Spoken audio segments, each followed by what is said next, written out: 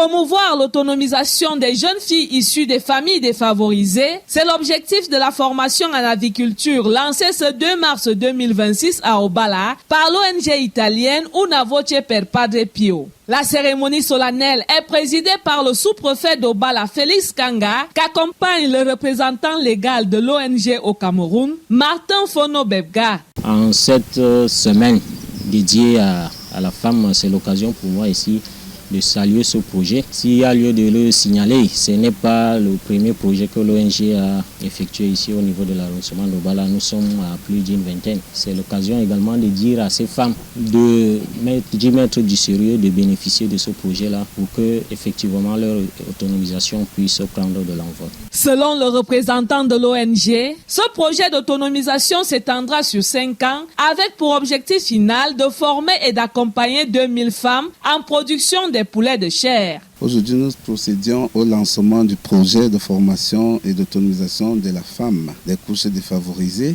Nous formons les 20 pendant une bonne période de 6 mois en élevage des poulets de chair. Et nous accompagnons chacune d'elles avec la construction d'une ferme avicole d'une capacité de 100% et que nous allons suivre jusqu'à maturité.